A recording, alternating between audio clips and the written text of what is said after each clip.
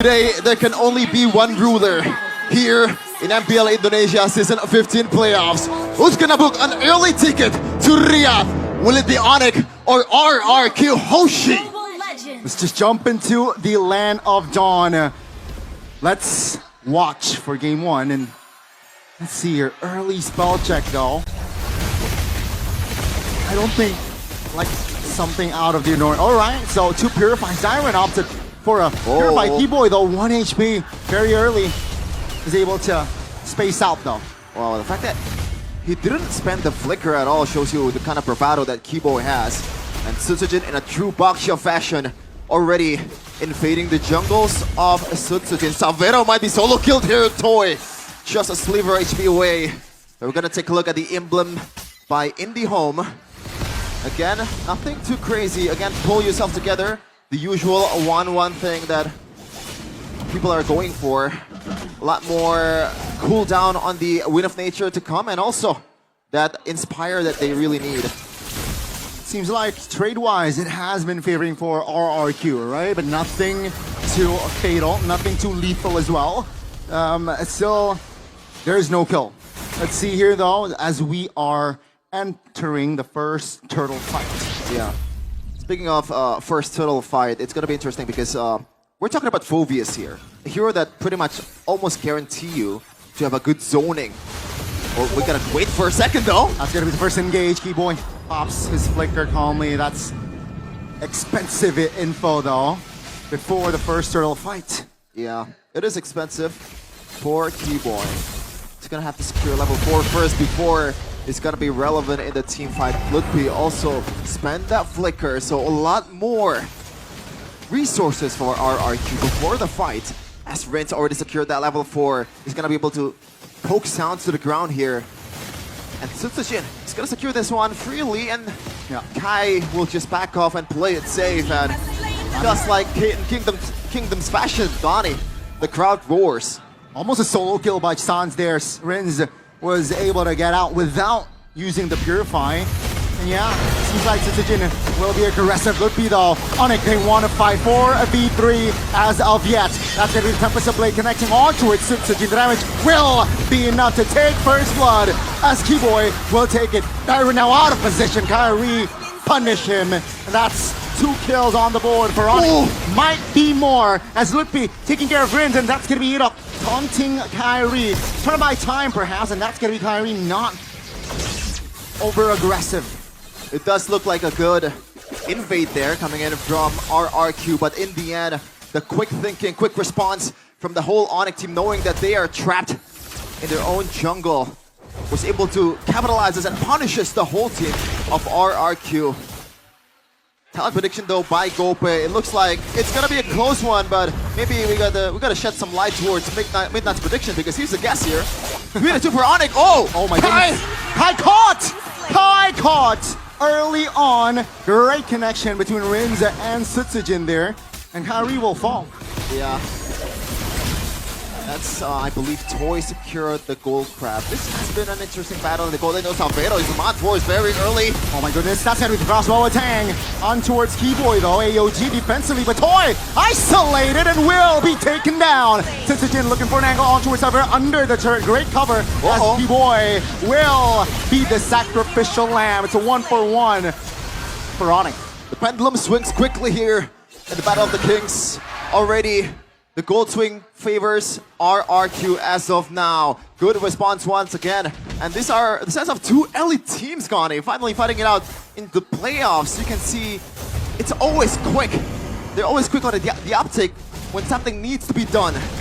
As Sutsujin might secure another objective here. Yeah, I mean, I don't think Onyx will take a risk, right? I think they will look elsewhere to find compensation. But yeah, for now, all is well. RRQ getting the second neutral objective. And it's going to help them by a lot. Because when you think about it, the late game composition here from Onyx, they have a Harith and they have a really good backline diver here in Kyrie. And you know, this guy is absolutely amazing on this mechanical hero. It's one of his signatures.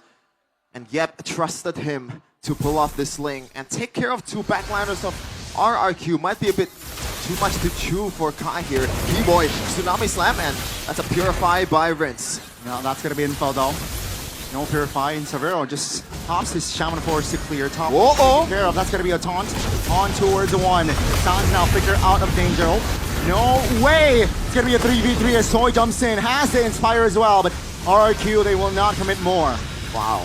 The fact that Onyx didn't really panic at all was actually amazing. Sans with a good flicker, and the whole team didn't really just try to back up Onyx. Instead, they're just trying to play it safe here because they know RRQ definitely has the lead in economy and also items. Looking at what they've secured right now, especially for Tsujin, a lot of emphasis towards the magic defense, knowing that San is going to be there, and he is, in a way, a main threat for these guys, the frontliners of RRQ and Savero. The more the game goes on, once he secures that Divine Glaive, it's going to be crazy. Sans! RWM just get out of the knockup, but Dyron has enough damage to take him down. That's gonna be Edok, the only trade for now, but Rinz actually will fall as well. Shaman Force pops on towards Dyron and Tsujin, but they were able to hold off to that damage. Toy, that's gonna be a turret on towards RRQ. Onyx, they responded too much in the mid. Yeah, mid lane trade there, and Edok traded for a turret in the bottom lane. I would say that favors RRQ just a little bit for that map pressure, and the fact that Edok is the one that goes down. He is the roamer of RRQ. And now, Sujin very quick on the uptick. RRQ, Toy already secured that crossbow time drop. Does he want to pry? Rinz from the mid, Feather Airstrike pops. Kyrie looking for an angle to find a steal. Seems like, oh my goodness, damage will not be enough there as Boxshell will secure the perfect turtle for RRQ. AOD under their turret. That's gonna be a stun. That's gonna be a knock up as well. Oh, Stun Slam on towards the RWM by Sun! Under the turret as well, but that's gonna be the damage coming through. It's still RRQ claiming the bodies of Lutpi. The only trade is just Edok. Oh my goodness. It is a brawl server indeed, but we got some good brawl here from both teams. They're not letting up. They're not really want to lose this game, of course, because the stakes are higher than ever. A ticket to EWC. Let's wait and see here, folks. 7 minutes in. 2K in the bag for RRQ. 3 turtles, and yeah, Onyx, they're still behind. If you take a look at the level lead that Tsujin has, it's just a level. So yeah, Kyrie needs to work in that department. And let's see what he will bring to equalize or do to equalize that gap. Yeah, just a little item check here. Toy seems like he's gonna go for that crit 1-1 build towards the Hospitals and Berserker's Fury as the game goes on. I think that's a good decision, knowing that Kyrie will be on his back a lot of times, and you can trade with the basic attack much better when you use the gotta wait up for a second. Sans RWM flicker as well. That's gonna be Sans repositioning. Toy looking for an angle. That's gonna be Keyboy though, overextending and will be punished. This time around, it will be Savero pushing the inner turret top lane. RRQ though, they have a free mid. It's always a trade. This is what I love about this game so far. There's no one. Yes, RRQ right now is leading in gold, but when you see the skirmish, when you see the exchange they've done in this game, it's always intellectual. No just pointless brawl in the playoffs in MPL Indonesia, because right now it's RRQ and Onyx in Jakarta International Velodrome. But yeah, back to my point earlier about the items. It looks like Sans is gonna go for an early Wishing Lantern, knowing that Rince and Edok will be his main target along with Tyron. And he needs to play that front to back, especially for Savero as well. RRQ, they want to chase. Lutpi might be for extending. Keyboy. Oh, that's gonna be Keyboy looking for an engage. It's just Edok though, so no commitment on the Tsunami Slam. Kyrie around the top area. That will delay though on the lower take. Yeah, far lane is the RRQ who has the prio, and yeah, Kyrie shows an RRQ. They start to pull the trigger. Yep. AOG, the Sans gonna get jumped on. No flicker, Sans taken down. Lutpi now trying to buy time in front lane, will be taken down. Crossbow attack, Tempest Blade response. Rinz goes down. Oh, wow. Kyrie very low and will be taken down by Toy, who claims the double, and that's gonna be Onyx. 2 members only up. It's only Savero and Keyboy. I don't think they want to contest this one at all. Tsujin does not have the retribution, but No Onyx players is in sight, and that is a green light for RRQ to take this one. And it looks like they want to wait just for a second to kind of handle the wave. 10 seconds, and it's gonna come in the 40-second mark, along with Rince and Sutsujin. Will try to recall and heal just a little bit, and RRQ have the full firepower to be able to burst through some of these inner turrets that Onyx has. Amazing stuff, RRQ. They were able to have a great foundation, build a great early game foundation, and they were able to just translate it towards the mid game. Yeah, Jakarta International Velodrome is packed. Ladies and gentlemen, if you're not here, you are missing out. You can go here for free, by the way. The festivals is amazing too. And now, this match is nothing short of amazing as well. Keyboy secured an early winter crown instead of the fleeting time, knowing that he has to somehow tank up that crossbow attack, and it's very likely that Toy will be able to proc it down to the frontliners of Onyx. Let's wait and see. Onyx behind 4K. They need to defend this first lord. They have the holy shields, and let's see how RRQ actually execute this push. Yeah. Decent wave clear for Onyx, for Sans, and also Salvero, but it is Kyrie, so he has to, if you want to be useful in this kind of situation, he has to somehow, split push and take down like a single minion wave for him to be able to make a big difference. Keyboy though, that's a lot of damage. Oh, almost taken down. Oh my goodness! What was that? That is Rince with an early Divine Glaive. Lethal ignition as well, and that was Keyboy just miscalculating the damage. And I think he knows the fact that he only has the robe, and it's not enough to counter the early game or mid game damage for Rince here. Big mistake. Let's see, will that mistake cost game one? AOT under the turret. That's a great taunt by Ludwig. One more Onyx member taken out. RRQ, they will not be hasty. They will back away. Yeah, Kyrie he can only watch in this kind of situation, man, because it's a Ling. It's not a hero that you're supposed to engage in the first second. You gotta wait for your teammates to be able to burst on or chunk up some of his HP, some of the opponent's HP away a bit, and then Kyrie will jump in with the Tempest of Blade. It's a bit hard. 6K and counting for RRQ once they got full control of the map here. But Kyrie, this is a problem that RRQ needs to address too, because in terms of long lane presence, RRQ does not have a lot here. Yes, Tyrant can definitely solo lane and a far lane, but Ling will be able to make a difference if there is a 4v5 or a 4v4 in the strong lane. Kyrie will be there in a second compared to Tyrant. Yeah, and it seems like, right, Onyx, looking at the map, I think they want to contest this Lord, which I don't think is wise. Oh. That's gonna be engaged though. Real world manipulation pops. Keyboy flickers out. That's gonna be Salvero. Oh! Shaman Force, Toy taken down. Now Kai jumps in towards the back, Rince being the main target. That's gonna be Tempest of Blade connecting on towards 3, but the damage will not be enough just yet. RRQ repositions Edok now with the counterplay. Alongside Darren finds the double. Edok will be the only trade. 3 for 2. Oh my goodness, Shaman Force pops. That's gonna be RRQ down with the Feather Airstrike almost locking the Pharaoh down. RRQ still applying pressure. Despite Toy going down in the first second, RRQ capitalizes. And right now, they have the green light towards the Lord as well.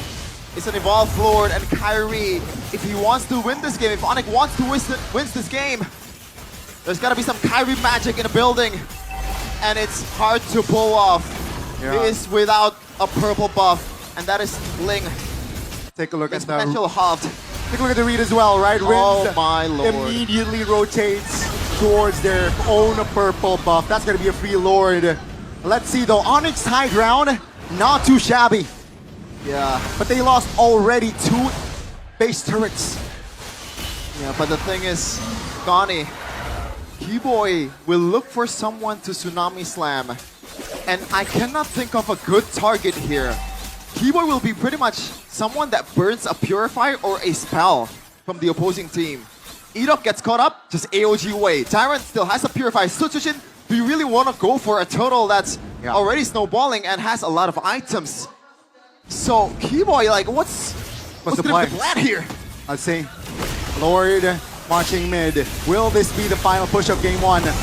Toy, half HP, that's gonna be Tsunami Slam under the base. Edok, revitalized pods. Toy destroying the base, that's gonna be Edok, taken down. Lord will be taken care of. It's a look, be bursted down by Dyron. That's gonna be Keyboy falling next. Wind of Nature, but too soon. Kai finds the angle and takes Toy down. Kai once again being the savior of Onyx. Sabino goes in, Kai again! Oh my goodness! Both going at it, both trading blows. Sutsujin very low. Can Sans pull the trigger? The answer for now is no. As RRQ, they have cracked open the base, but Onyx, they have defended. They have defended, but advantage is definitely still on RRQ, especially with all the turrets are taken away from Onyx. 4K, that's a gold swing for Onyx, so that is a silver lining for the Porcupines, but I don't know if they're going to be able to use it properly in this later part of the game. Real-time victory rate, that seems about right. 85% to 15%. The odds are against the Sky Kings. Let's see. Minute number 16. So we're 2 minutes away for the next Evolved Lord. Question is, RRQ, will they wait for that Evolved Lord? Timing.